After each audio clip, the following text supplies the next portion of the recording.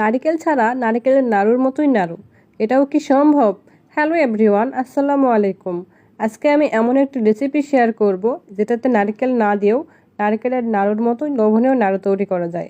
সেটা হচ্ছে কাঁচা পেঁপের নাড়ু। কাঁচা পেঁপে দিয়ে যে এতটা মজার মিষ্টি বানানো যায় তা আগে জানতাম না। দামি নারিকেলের নাড়ু খাওয়া বাদ দিয়ে সস্তার কাঁচা পেঁপের নাড়ু খাওয়া শুরু করেছি। খেতে ভীষণ রকমের মজা। এই নাড়ুটা একবার খেলে অন্য সব নারকেলের স্বাদ ভুলে যাবেন, এতটাই টেস্টি এবং ইয়ামি হয়। আর এই নাড়ুটা স্বল্প খরচে তৈরি করে নেওয়া যায়। ভীষণই মজার এবং সুস্বাদু একটা নাড়ু। এই ইউনিক কাঁচা পেঁপের নাড়ু খুব সহজভাবে শেয়ার করেছি, যাতে করে আপনারা খুব সহজে এই রেসিপিটা তৈরি করতে পারেন।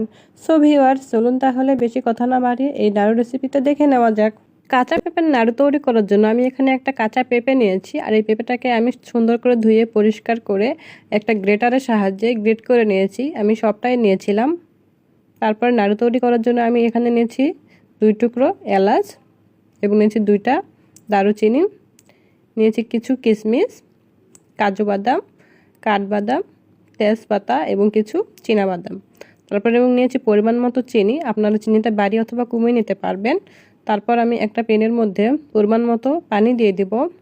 পানি দেওয়া হয়ে গেলে আমি পানিটা জাল করে নিয়েছি। যতক্ষণ না পানিটা ফুটে আসে, পানিটা যখন ফুটে আসবে তখন আমি যে আগে থেকে গ্রেট করে রাখা কাঁচা পেঁপে, এই কাঁচা পেঁপেটা দিয়ে আমি একটু নাড়াচাড়া করে নিব।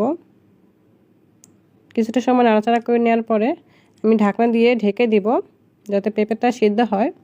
পেঁপেটাকে 50% মতো সিদ্ধ করে নিতে হবে। পেঁপেটা সেদ্ধ হওয়ার পরে আমি যে এক্সট্রা পানিটুকু থাকবে সেই পানিটুকু একটা স্ট্রেনারের সাহায্যে ঝরিয়ে নিয়েছি। এবং নাড়ু তৈরি করার জন্য আমি এখানে একটা পাত্রের মধ্যে দিয়ে দিব যে তেজপাতা এবং দারুচিনি নিয়েছিলাম সেটা, তারপর দিয়ে দিব চিনি, দিয়ে আমি কিছুক্ষণ জাল করে নিব। আর এই চিনিটাকে আমি একটু নাড়াচাড়া করে দিব। চিনিটাকে খুব ভালোভাবে জাল করে নেওয়ার পরে একটা সময় দেখা যাবে যে চিনিটা ক্যারামেল হতে শুরু করবে। চিনিটা যখন একবারে ক্যারামেল হয়ে আসবে, দেখতেই পাচ্ছেন, বেশি ক্যারামেল করা যাবে না, তাহলে কিন্তু নাড়ুটা পুড়ে যাবে। তারপর আমি ঝরিয়ে রাখা কাঁচা পেঁপেটা দিয়ে দিব। দিয়ে কাঁচা পেঁপেটাকে খুব ভালো করে একটু নাড়াচাড়া করে নিব। কিছুক্ষণ নাড়াচাড়া না করে নেওয়ার পর দেখা যাবে যে কালারটা একটু চেঞ্জ হয়ে আসবে, আর অনেকটাও সুন্দর একটা গন্ধ বের হবে। যে নারকেলের নাড়ুর একটা যে গন্ধ হয় সেরকম একটা গন্ধ হবে এবং চিনিটা গলে আসবে।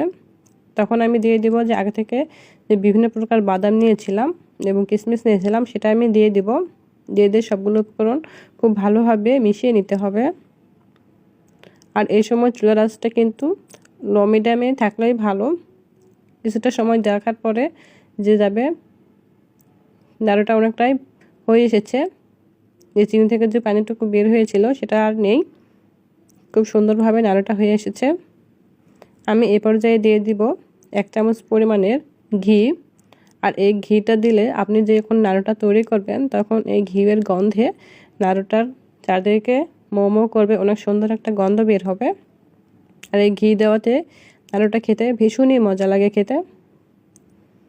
আমার নাড়ু প্রায় রেডি হয়ে এসেছে। আমি নাড়ুটাকে একটু আবার নাড়াচাড়া করে দিয়ে খুব ভালোভাবে রান্না করে নিয়েছি। তারপর আমি কিছুটা সময় একটু ঠান্ডা করে নিয়েছি, যাতে নাড়ুটা খুব সহজেই তৈরি করে নেওয়া যায়। তারপর আমি এই নাড়ুটা খুব সুন্দর করে গোল শেপ দিয়ে তৈরি করে নেব। দেখতেই পাচ্ছেন কতটা সুন্দরভাবে নাড়ু হয়ে যাচ্ছে। আর এরকম করে কাঁচা পেঁপের নাড়ু কিন্তু ভীষণই মজার। একবার যদি আপনি এই কাঁচা পেঁপেটা খান তাহলে আপনি আবারও খেতে চাইবেন, এতটাই মজার হয় খেতে। আমি সবগুলোই নারকেল বা কাঁচা পেঁপের যে নাড়ুটা হয় সেই নাড়ুটা আমি তৈরি করে নিয়েছি। ভীষণই মজা লাগে খেতে। আর এই নাড়ুটা কিন্তু তৈরি করা ভীষণই সহজ, ঘরে থাকা উপকরণ দিয়েই তৈরি করে যায়। আর এটা নাড়ুটা তৈরি করতে খুবই অল্প পরিমাণে টাকা লাগে। আর এই নাড়ুটার সাহায্যে কতটা ভালো বা কতটা খেতে কতটা মজা লাগে তা আপনি যদি এই নাড়ুটা না খান তাহলে আপনি এই নাড়ুর স্বাদ বুঝবেন না। আমার রেসিপিটা যদি ভালো লাগে তাহলে অবশ্যই আমার চ্যানেলটাকে সাবস্ক্রাইব করে বেল আইকনটি বাজিয়ে দেবেন। Thank you.